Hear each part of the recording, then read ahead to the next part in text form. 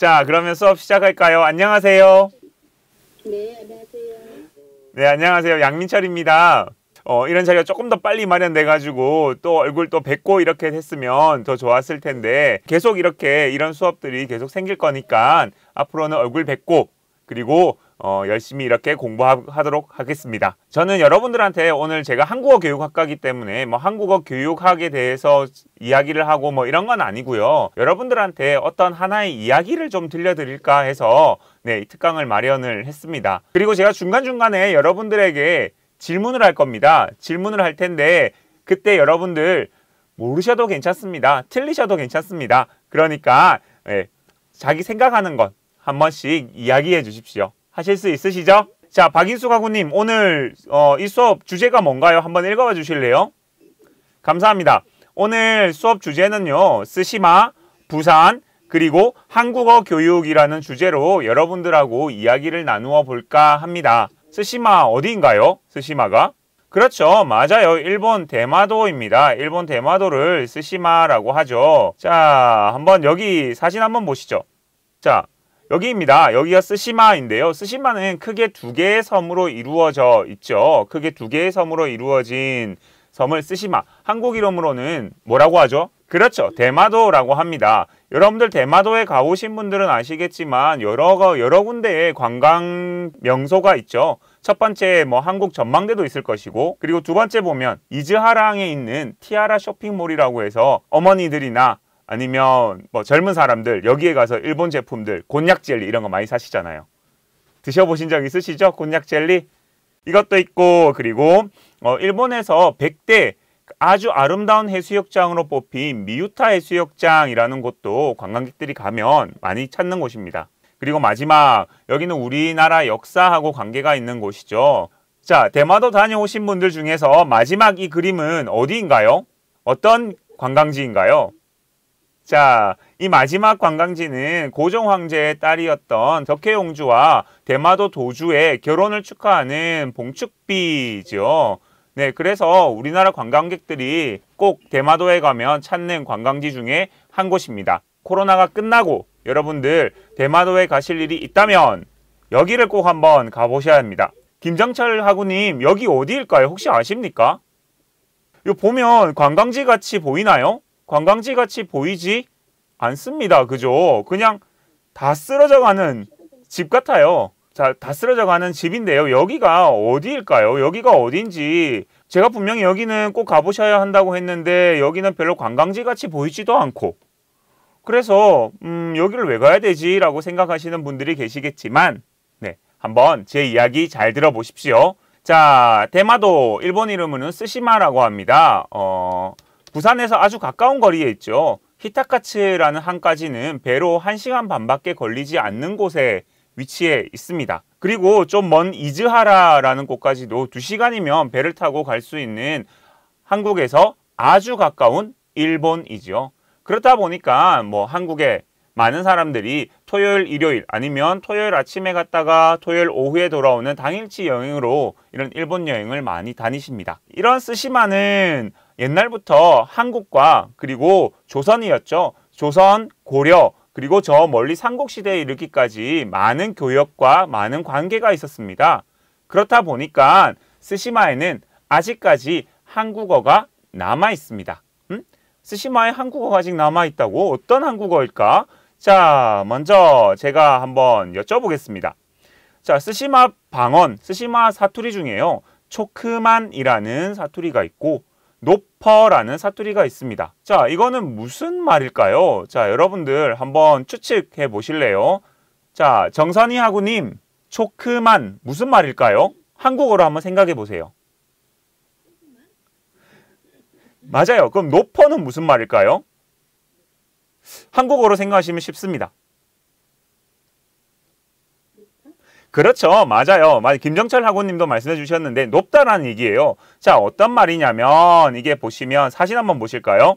네, 조그만이란 뜻은 작다, 키가 작은 사람을 초크만이라고 해요.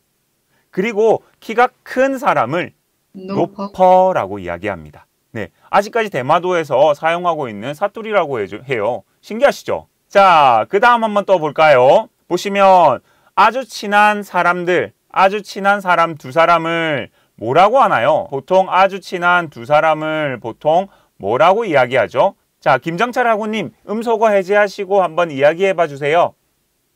친구. 그렇죠. 맞아요. 친구라고 이야기하죠. 친구라고 이야기합니다. 자, 대마도에서도 이렇게 보통 일본어로는 친구를 토모다치라고 하지만 대마도에서는 아직까지도 친구라고 한다고 합니다. 그래서 친구 음악제도 있어요. 자, 좀 빨리 볼까요? 다음으로 우리 조선시대 때 양반이 있었죠. 우리가 생각하는 그 양반이 스시마에서 생각하는 그 양반입니다. 아직까지도 대마도에서는 이렇게 친구나 양반을 쓰고 있어요. 자, 아까 전에 제가 한국에서 가장 가까운 일본입니다 라고 말씀드리면서 히타카츠 항까지 여기에 있는 히타카츠 항도 있고 그리고 또 하나 대마도 사람들이 가장 많이 살고 있는 이즈하라라는 곳이 있습니다. 이즈하라는 처음에는 일본어가 아니었다고 합니다. 자, 무슨 말이었을까요? 이성희 학우님 듣고 계신가요? 네. 네, 이즈하라라고 하는데요. 이즈하라 어떤 말에서 왔을까요? 한번 하나 추측 한번 해보실래요? 이즈하라. 네. 틀려도 괜찮습니다. 히라카라? 자, 한번 보실까요? 이즈하라라는 말은요. 어머니 항이라는 말에서 왔다고 해요. 어머니 항이라는 말에서 이게 조금 이름이 바뀌면서 엄원이라는 말로 바뀌고 이 한자를 일본어로 읽어보니까 이즈하라가 되었어요. 그래서 지금 일본 사람들이 그리고 우리가 이즈하라 항이라고 부르는 겁니다. 이해되셨나요? 네. 감사합니다. 자, 다음 또 하나 더 보겠습니다. 다음, 아까 스시마는 이성희 학우님 몇 개의 섬으로 이루어져 있다고 말씀드렸죠? 저기 크게 제가 잘 못 들었나 봅니다. 네. 네, 그렇죠. 맞아요. 대마도는 크게 위에 히타카츠가 있는 위에 상대마도와 그리고 이즈하라가 있는 하대마도 두 가지로 나누어져 있습니다. 그렇다면 여기에서 한 가지만 스시마라는 이름, 대마도라는 이름은 어디에서 왔냐라는 거죠. 보통 일본어로 대마도라고 쓰면 그렇게 읽을 수가 없거든요. 그런데 어디에서 왔느냐 한번 살펴보니까 이렇게 되었다고 해요. 원래는 이름이 두 섬이었다고 해요. 왜요? 상대마도와 하대마도 두 개가 있으니까 두 섬이었던 것이 섬을 일본어로 읽으면 시마가 돼요. 그래서 두시마가 되고 이 두라는 말이 조금 발음이 바뀌면서 어떻게 해요? 지금의 스시마가 된 겁니다. 다음 살펴보겠습니다. 자, 우리 겨울 되면 어머니들 이거 많이 드시잖아요. 우리들 이거 많이 먹어요. 그죠? 김치에다가 고구마 삶아서 먹으면 맛있어요. 그죠? 자, 이 고구마인데요. 고구마는 어디에서 왔을까요? 고구마라는 말은 어디에서 왔을까요? 앞에 있는 부분들이 친구라는 게 한국어에서 일본어로 건너갔다면 이 고구마란 말은 반대입니다. 자, 어디에서 왔느냐 살펴보니까 어떻게 됐느냐. 대마도 사투리 중에 고구마를 코코이모라고 한대요. 이 코코이모라는 말이 조선으로 건너오면서 발음이 바뀌면서 어떻게 해요? 고구마가 되었습니다. 그래서 우리가 지금 흔히 말하는 고구마가 된 것이고 그 말이 어디요? 대마도 사투리에서 왔다라는 거. 자, 지금까지는 대마도에 남아있는 한국말이 무엇이 남아있는가 한번 살펴보았는데 그렇다면 우리 근본적인 걸 한번 생각해 보죠. 자, 이렇게 대마도는 한국과 가까워서 한국어를 많이 사용했고 접할 기회가 많았습니다. 그러면 대마도가 속한 일본은 언제부터 우리 한국어를 배우기 시작했을까? 자, 이 문제를 해결하기 위해서는 보시고 계시는 두 개의 역사서를 참고할 필요가 있습니다. 그 첫 번째가 속일본기라는 거고 우리나라의 삼국유사, 삼국사기 같은 거 있죠? 그런 거예요. 자, 속일본기 그리고 일본후기라는 역사서를 보시면 이거에 대해서 나와 있습니다. 혹시 지금 박인숙 학우님 듣고 계신가요? 마이크 해제해 주실래요? 예. 음소거 됐습니다. 네, 질문입니다. 네. 자, 일본 사람들은 언제부터 어떤 시대부터 한국어를 배우기 시작했을까요? 1번 삼국시대, 2번 고려시대, 3번 조선시대, 4번 일제시대. 자, 언제부터일까요? 삼국시대. 딩동댕, 그렇죠. 맞습니다. 맞아요. 맞습니다. 속일본기라는 곳에 보면 일본의 미노라는 곳 그리고 무사시라는 지역의 소년 20명에게 신라어를 가르쳤대요. 왜 가르쳤을까 한번 살펴보니까 신라를 정복하고 싶었던 거예요. 신라와 전쟁을 하고 싶었던 거예요. 그래서 이 20명의 소년들에게 신라어를 가르치게 됩니다. 여러분들 생각보다는 너무 옛날 이야기예요. 그죠? 너무 옛날부터 한국어를 배우기 시작했습니다. 또 하나 더 보니까 일본 후기라는 책을 보니까 우리가 오늘 장소로 잡고 있는 스시마에 통역사를 배치하였다라는 기록도 남아 있습니다. 그러니까 옛날부터 어때요? 일본 사람들은 한국어를 배우기 시작했던 거죠. 자, 그래서 이 두 개의 역사서를 살펴보니까 신라어와 관계된 기록이 언제 있느냐? 761년, 오늘이 2020년 11월 18일이니까 거의 1300년 전부터 한국어를 배우고 있었다는 거죠. 자, 이성희 학우님. 네. 듣고 계신가요? 네. 네네. 자, 761년과 814년에 각각 신라어와 관계된 기록이 남아있다라고 이렇게 있는데요. 우리 통일신라 하면 또 생각나는 나라 하나 뭐가 있나요? 통일신라가 남쪽에 있었다면 북쪽에는 어떤 나라가 있었나요? 대조영, 최수종 아저씨 나온 거 뭐였어요? 발해라는 나라가 있었잖아요. 네. 그죠? 발해라는 나라가 있었잖아요. 그래서 역사학계에서 남북국 시대다 뭐 이렇게 얘기를 하는데, 네, 그 발해라는 나라와도 엄청 많은 교류가 있었다고 해요. 그래서 발해 말을 배우고 이랬다라는 역사 기록도 남아 있습니다. 자, 이렇게 오랜 시간 전부터 이제 한국어를 배우기 시작했는데, 그렇다면 다시 스시마로 돌아와 볼까요? 이것도 한 궁금한 점인데요. 왜 스시마는 대마도 사람들은 한국어를 배웠을까요? 왜 배웠을까요? 지리학적 위치관계가 그 첫 번째입니다. 아까 말씀드렸다시피 스시마는 부산에서 몇 킬로요? 49.5km밖에 떨어져 있지 않습니다. 엄청나게 가까운 거리에 있는 지역입니다. 반대로 일본 후쿠오카까지는 145km입니다. 145km입니다. 어때요? 거의 뭐 한 3배에 가까운 거리가 걸리죠. 자, 여러분 한번 생각을 해보세요. 여러분이 어떤 물건을 사러 가야 돼요. 그러면 가까운 거리에 가시겠어요? 아니면 먼 거리에 가시겠어요? 물론 뭐 좋은 물건이 있으면 먼 거리에 가겠지만은 그래도 보통 가까운 거리에 가잖아요. 그죠? 자, 그래서 스시마 사람들도 가까운 거리에 있는 이런 부산이나 아니면 여기 보면 거제도에서 네, 물고기를 잡았다고 합니다. 자, 어떻게 했느냐? 스시마 사람들이 아침에 거제도에 갑니다. 이렇게 배를 타고 거제도에 가서 그 사람들에게 우리 조선에서 발급해준 여기에서 물고기를 잡아도 됩니다 라는 서류를 거제도 시장한테 보여줘요. 지금은 시장이죠. 시장한테 보여주면 다 물고기를 잡고 저녁에 오면서 물고기를 잡았습니다 라는 세금을 내고 그리고 물고기를 가지고 스시마에 돌아가거나 아니면 물고기를 팔아서 물건을 사서 돌아갔다고 해요. 자, 그만큼 지리학적인 위치관계가 가까운 만큼 한국어가 필요했던 거겠죠.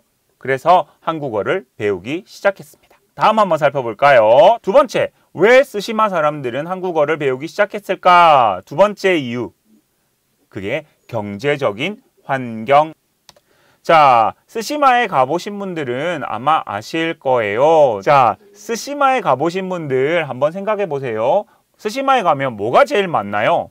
뭐가 제일 많이 보였나요? 스시마에 가면 산이 제일 많습니다. 산이 제일 많아요. 산이. 자, 유한옥 학우님 들리십니까? 잘 안 들려요. 잘 안 들리세요? 제가 좀 목소리를 좀 더 크게 할게요. 자, 스시마에 가면 산이 제일 많이 있습니다. 산이 아주 많아요. 자, 그렇다 보니까 어때요? 쌀농사를 짓기가 어려울까요? 쉬울까요? 어려워요. 어렵습니다. 어렵죠. 맞아요. 어렵습니다. 쌀농사를 짓기가 아주 어려웠어요. 그래서 이 스시마 사람들은 쌀을 사기 위해서 어디에 와야 될까요? 부산이나 거제? 우리나라. 그렇죠. 맞아요. 맞습니다. 아까 지리적인 위치와 마찬가지로 부산이나 아니면 좀 멀리 전라도 지역까지 가서 쌀을 사서 돌아왔다고 해요. 자기 나라에서는 이 스시마에서는 농사를 지을 수 없었기 때문이죠. 그래서 이런 쌀을 사기 위해서는 일본말로 하면 살 수 있었을까요? 부산 사람들한테 가서 일본어로 이 쌀 얼마예요? 라고 하면 모를 거잖아요. 그죠? 그렇다 보니까 한국어가 필요했던 것이죠. 자, 여러분들 보통 일본 영화 같은 거 보시면 어떤 사람들이 제일 먼저 떠오르나요? 칼을 차고 있는 사무라이들이 제일 먼저 떠오르시죠. 여기 나와 있는 이 사람들, 사무라이들입니다. 일본의 모든 특권을 다 가지고 있었던 사람들이 바로 사무라이들입니다. 자, 그런데 스시마에서는 조금 달랐어요. 스시마에서는 이런 경제적 환경 때문에 사무라이들이 모든 특권을 가질 수가 없었습니다. 그러면 누가 가지고 있었겠느냐? 자, 누가 가지고 있었을까요? 김정철 하구님, 마이크 음소거 해주세요. 누가? 사무라이들은 그런 특권을 다 가질 수 없었습니다. 그렇다면 스시마에서는 누가 그런 특별한 권리를 가질 수 있었을까요? 농사 짓는 사람. 농사 짓는 사람. 그리고 쌀을 많이 가지고 있는 사람. 그렇죠. 맞습니다. 쌀을 많이 가지고 있는 사람. 그리고 조선에서 쌀을 사올 수 있는 사람들. 그렇잖아요. 쌀을 사올 수 있는 사람들이 돈을 많이 가지고 있을 거고, 그렇다면 돈이 많으니까 당연히 특권 계층이 되겠지요. 자, 스시마에서 이렇게 쌀 무역을 할 수 있었던 사람이 60명이 있었다고 해요. 60명이 있었다고 합니다. 그래서 그 사람들을 60인 상인이라고 해요. 60인의 상인이라고 합니다. 자, 이 사람들은 다른 후쿠오카나 도쿄나 오사카와 다르게 사무라이들이 특권 계층을 가진 것이 아니었고 이 사람들이 가지고 있었어요. 자, 그러면 질문 한 가지만 해볼까요? 네, 그러면 이윤경 하구님. 여보세요? 네네, 들리십니까? 네네, 방금 전화 왔어요. 전화 받고 다시 들어왔어요. 아, 그러셨구나. 네, 자, 이윤경 하구님. 질문 한 가지만 해도 될까요? 네네. 예, 이윤경 하구님이 돈이 엄청 많은 사람이에요. 네네. 삼성의 회장만큼 돈이 많은 사람이에요. 네. 그러면 그 돈을 하구님 아이나 아들이나 딸에게 물려주고 싶으세요? 안 물려주고 싶으세요?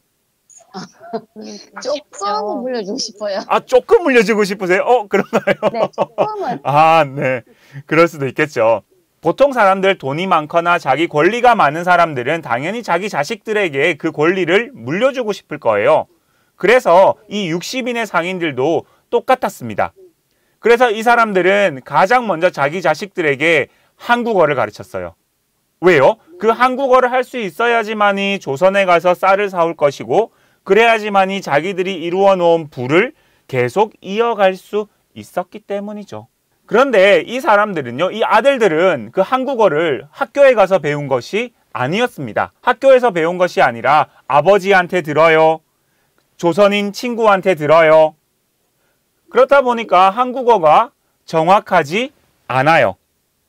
그냥 장사에서 사용할 수 있는 한국어만 쓸 수 있었던 거예요. 그림 한번 보시죠. 자, 여러분들 혹시 부산에 사시는 분들은 아마 이 이름 많이 들어보셨을 겁니다. 자, 초량외관입니다. 초량외관 옛날 모습 보여드리면 이건데요. 옛날에 초량외관의 모습이에요. 보통 초량외관이면 어디에 있는 걸 초량외관이라고 하나요? 저는 어렸을 때 초량외관이라고 해서 지금 부산 진역에 있는 그 초량외관이라고 생각했거든요. 근데 여기가 아니고 이성희 하구님 어디일까요? 초량외관 어디일까요? 마이크. 네. 중앙동. 중앙동. 맞습니다. 잘 아시네요. 맞아요. 자, 지금 용두산공원, 여기가 용두산공원이거든요. 용두산공원부터 롯데백화점까지를 초량외관이라고 했어요. 초량외관이라고 불렀습니다. 옛날에 일본 남자들 500명만 여기에서 살 수가 있었어요. 그래서 아까 전에 그 60명의 상인들의 아들 중에서 공부 잘하고 똘똘한 사람들은 우리도 보통 공부 잘하면 어디 보내요? 미국 유학 보내잖아요. 일본 유학 보내고 유럽 유학 보내잖아요. 똑같이 한국어 잘하면 한국에 유학 보냈습니다. 그런데 학교가 없었기 때문에 이 외관으로 보낼 수밖에 없었죠. 자, 이 초량 외관하면 한 사람이 생각이 나는데요. 바로 이 사람입니다. 웬 할아버지가 한 분 나오셨어요. 그죠? 자, 이분의 이름은 아메노모리 호슈라는 사람입니다. 네, 아메노모리 호슈라는 사람인데, 자, 한국 이름도 있었어요. 한국 이름은 우삼동이라고 합니다. 우삼동이라고 합니다. 자, 이 사람에 대해서 잠시 이야기하면요. 이 사람은 옛날에 지금의 사가현에 살던 사람이에요. 일본의 사가현, 히로시마 근처에 있는 사가현에 살던 사람인데, 토요토미 히데요시, 여러분 잘 알고 있죠? 토요토미 히데요시. 임진왜란을 일으킨 우리나라에 보면 철천지 원수 같은 그 토요토미 히데요시에 의해서 가문이 없어져 버려요. 전쟁에서 져서 없어져 버립니다. 그래서 이 아버지는 원래는 사무라이였는데 사무라이의 그 계급을 버리고 교토에 가서 의사가 돼요. 그리고 이 아메노모리 호슈라는 사람도 교토에 가서 공부를 열심히 해서 엄청 똑똑한 사람이었나 봐요. 그래서 24살에 대마도에 외교를 담당하는 번유가 됩니다. 대마도에 외교를 담당하는 번유가 돼요. 그리고 35살에 아까 보셨던 초량 외관에서 조선어를 공부하기 시작합니다. 자, 그 조선어를 공부하면서 쓴 책이 바로 이 책, 교린수지라는 책이에요. 교린수지라는 책입니다. 일본 사람들을 위한 조선어 학습서였어요. 교린수지라는 책을 쓰게 됩니다. 정산이 하구님, 이 사람이 아까 스시마에서 무엇을 담당하는 사람이라고 말씀드렸죠? 외교. 그렇죠. 외교를 담당하는 사람이었습니다. 대조선 외교를 담당하는 사람으로서 어떤 것을 했느냐? 바로 이것을 했습니다. 뭐냐? 조선통신사입니다. 조선통신사를 담당하는 사람이었어요. 그러니까 엄청 큰 일을 하는 사람이죠. 자, 이 조선통신사에 대해 말씀드리면 1607년부터 1811년까지 12번에 걸쳐서 조선통신사가 스시마를 거쳐서 오사카, 교토, 그리고 동경까지 가게 됩니다. 자, 이때 이 아메노모리 호슈는 조선에서 온 사신들을 데리고 동경까지 가는 아주 중요한 통역 일을 맡게 됩니다. 통역 일을 맡게 돼요. 그런데 이 한 사람이서 통역을 하는 게 아니라 많은 대마도 사람들이 같이 통역을 하러 가게 돼요. 대마도 사람들이 통역을 하러 갑니다. 그런데 이 사람들한테 하루는 너 한번 조선어로 안녕하세요 써봐 라고 하니까 이거를 쓸 수가 없는 거예요. 일본어로 한국어를 쓰게 됩니다. 그러면 네 이름 한번 써봐봐 이러니까 이렇게 씁니다. 나카노 이문이다 라고 쓰게 돼요. 그래서 이 아메노모리 호슈라는 사람은 이거 큰일 났다. 이 얼마나 중요한 일인데, 조선통신사가 이 얼마나 중요한 일인데 이렇게 해서 되겠나. 한번 보니까요, 50명이 따라갔는데 조선어를 말하고 읽고 쓸 수 있는 사람이 3명밖에 없더래요. 아이고, 이거 큰일 났다. 이거 어떡하나. 이거 큰일이다 라고 해서 이 사람은 하나의 방법을 생각하게 됩니다. 그것이 바로 한 학생 임용장. 이게 무엇이냐?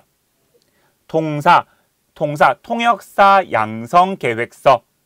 안 되겠다. 대마도하고 조선하고 일본을 연결하기 위해서는 통역관을 기르는 것이 아주 중요하겠다라고 해서 한 학생 임용장, 통사 양성 계획서라는 것을 만들어내게 됩니다. 그래서 스시마 도주 섬 주인한테 가서 우리 그 통역사를 길러야 되니까 이 통역 학교를 만듭시다 라고 이야기해요. 자, 그래서 만들어진 것이 무엇이냐? 아까 여러분한테 가장 첫 번째로 보여드렸던 바로 이 집입니다. 이 집이 바로 대마도 그리고 일본에서 제일 첫 번째로 생긴 한국어 학교예요. 이름은 한어사라고 합니다. 한어사라고 해요. 지금은 그 모습을 찾아볼 수가 없어요. 지금은 일본 사람들이 살고 있기 때문에 찾아볼 수가 없습니다. 1727년 9월 1일에 이 최초의 한국어 교육기관이 생기게 됩니다. 자, 여기 한어사에서 공부하는 학생들의 스케줄 한번 보실래요? 아침 9시부터 시작합니다. 그래서 점심시간에 30분 밥 먹고 오후 3시까지 한국어를 또 공부합니다. 자, 여러분들 만약에 영어나 다른 나라 말을 이렇게 공부하신다고 생각하면 어때요? 힘드시겠죠? 네. 자, 근데 이 사람들은 이렇게 공부했어요. 그리고 공부를 잘하는 사람들은 또 어디를 가요? 유학을 갑니다. 어디로요? 아까 보셨던 초량 외관으로 유학을 가게 되는 거죠. 아놀선 학우님, 네, 되셨습니까? 아놀선 학우님, 지금까지 이야기 조금 어때요? 이해되십니까? 괜찮으십니까? 네. 감사합니다. 네, 그러면 이야기 계속 진행하도록 하겠습니다. 자, 이렇게 한어사가 계속 대마도에서 조선어 통역사를 길러내게 되는데 일본의 어떤 사건으로 인하여 한어사가 사라지게 됩니다. 그것이 바로 이겁니다. 이 그림인데요. 원래는 사무라이들이 일본을 지배하고 그리고 왕처럼 있었다면 메이지 유신이라는 게 발생하게 되면서 이제 우리가 잘 알고 있는 일본의 왕, 천황이라고 하죠. 천황 중심 체제를 마련하게 돼요.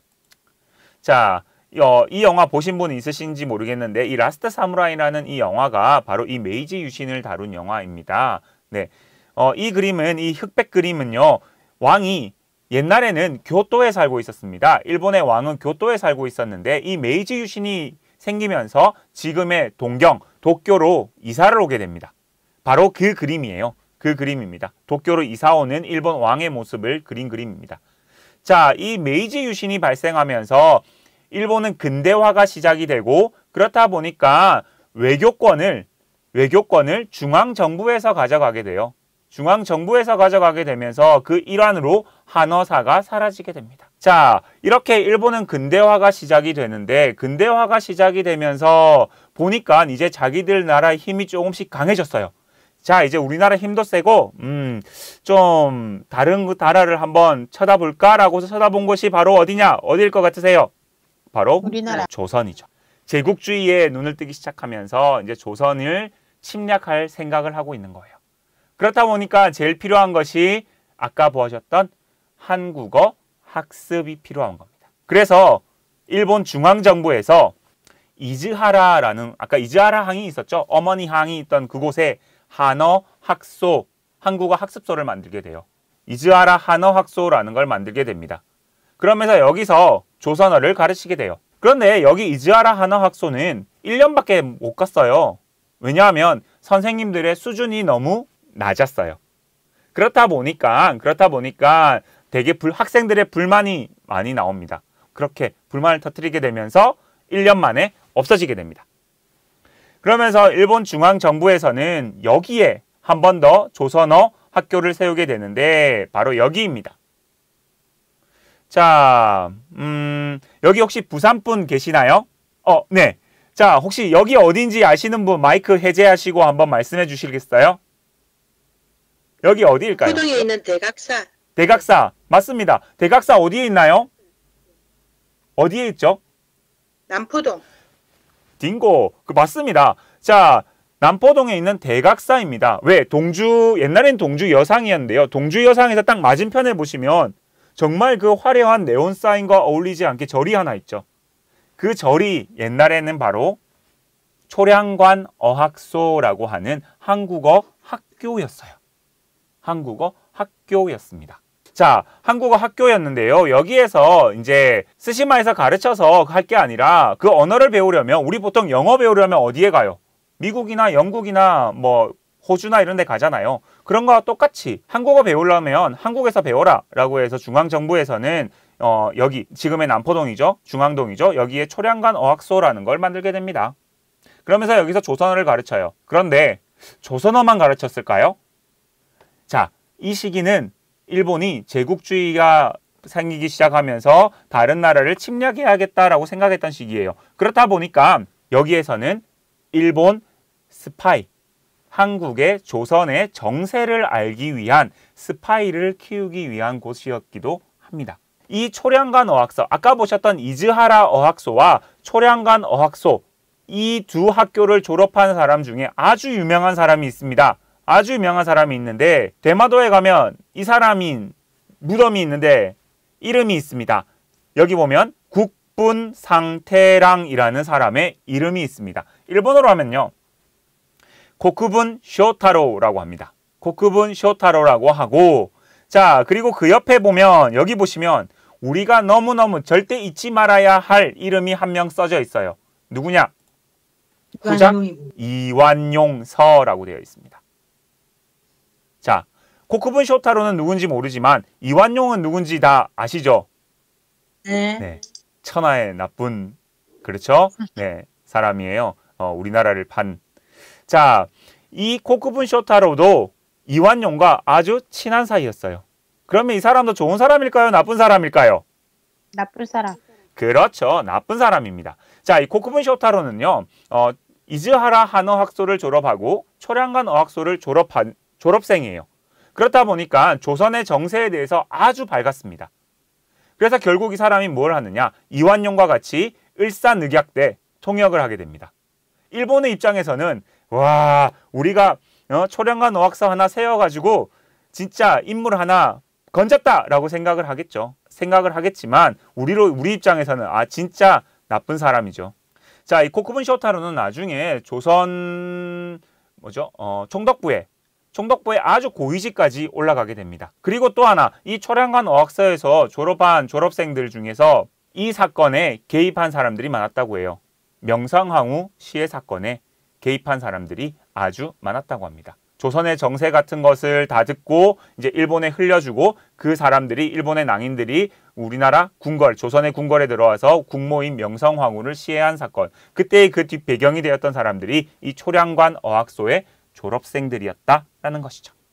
네, 자, 이렇게 처음에는 아메노모리 호슈라는 사람이 정말 선의에서 좋은 마음에서 한학소를 걸 만들었다면, 다음에 조금 더 이제 시간이 지나면서 메이지 유신에 이어서 생긴 학교들은 조선을 잡아먹기 위한, 조선을 침탈하기 위한 수단으로 쓰였다는 점에서 아주 슬프다라고 말할 수 있겠죠. 네, 자, 이 초량관 어학소는요, 한 7년 정도, 네, 지금 대각사 자리에서 학생들을 가르치게 되는데요. 자, 그 7년이 지난 다음에는 어디로 가느냐? 바로 여기에 갑니다. 자, 여기에 보시면 뭐라고 써 있냐면요, 동경 외국어 대학입니다. 자, 동경 외국어 대학에 1880년도 3월에 조선어 학과가 생기게 됩니다. 조선어 학과가 생기게 됩니다. 그리고 그게 현재까지도 조선어 학과가 남아있고, 일본에서는 한국어를 공부하는 가장 우수한 학교 중에 하나가 바로 이 동경 외국어 대학인데요. 자, 1880년도 3월에 이제 조선어 학과가 생기게 됩니다. 조선어 학과가 생기게 되면서 이제 학과를 열었으니까 누가 필요해요? 선생님도 있고, 그렇죠. 학생이 필요하겠죠. 학생이 필요합니다. 자, 그런데 그 학생들이 일반 순수한 목적으로 나는 요즘처럼 한국 문화가 너무 좋아, 조선 문화가 너무 좋아, 한국어를 공부하고 싶어, 이랬을까요? 이것이 아니었고 뭐였느냐? 군인들이 학생들의 대부분을 차지했습니다. 군인들. 자, 군인들이 배운 이유는 한 가지밖에 없겠죠. 상대국을 침탈하기 위해서, 전쟁을 하기 위해서 조선어를 배우게 되는 거죠. 그리고 아까 전에 이거 한번 여쭤볼까요? 시간이 다 돼가는데 한번 여쭤볼까요? 아까 전에 대마도에서 공부 잘하는, 한국어 잘하는 사람들은 어디로 유학을 보낸다고 제가 말씀드렸죠? 초량외관. 그렇죠. 초량 외관으로 간다고 했죠. 그런데 도쿄 외국어 대학교, 동경 외국어 대학에서 이제 공부를 잘하는 사람도 당연히 유학을 보냅니다. 부산, 저기 한반도 끝에 있는 이 도시가 아니라 조선의 정세를 알고 그 나라 전쟁을 하기 위해서는 어디로 가야 돼요? 그 나라의 중심으로 가야겠죠. 그러니까 동경 외국어 대학교에서 공부 잘하는 사람들은 유학을 보내는데 어디로? 한양으로 유학을 보내게 됩니다. 지금의 서울이죠. 자, 서울에 가서 뭐 할까요? 공부할까요? 아니에요. 조선어를 배우는 척하면서 조선의 모든 정치와 경제, 군사에 대한 정보를 모으기 시작합니다. 그리고 그것을 가지고 어때요? 일본에 정보를 넘기게 되는 것이죠. 자, 이렇게 일본에서의 한국어 교육은요, 옛날 1300년 전부터 시작해서 지금 2020년 11월 18일 현재까지도 이루어지고 있습니다. 자, 어때요? 처음에는 신라 지역 사람들에게 신라 말을 가르쳤고, 그 다음에 스시마 사람들이 지리적 그리고 경제적인 이유 때문에 배우게 되었고, 그리고 그걸 보다가 보니까 아메노모리 호슈라는 사람이 한어소를 만들게 됩니다. 그리고 그것이 없어지면서 이제 일본이 제국주의 침탈을 위해서 이즈하라 한어 학소라는 걸 만들게 되고 부산에 와서 초량외관이 있었던 자리에 대각사 자리에 뭐를요? 초량관 어학소라는 걸 만들게 되죠. 그리고 그것이 지금의 현재의 일본 동경에 남아있는 동경 외국어 대학 조선어 학과까지 이어지게 됩니다. 자, 여러분 제가 50분 동안 막 이렇게 이야기를 했는데 어떤가요? 좀 이해가 조금 되셨나요? 괜찮으신가요? 네. 자, 짧은 시간이었습니다. 50분 짧은 시간이어서 여러분들에게 많은 걸 전달해주고 싶어 보니까 뭐 이렇게 말이 좀 빨랐을 수도 있고 이런데요. 여러분들 잘 들어주셨으면 좋았겠고요.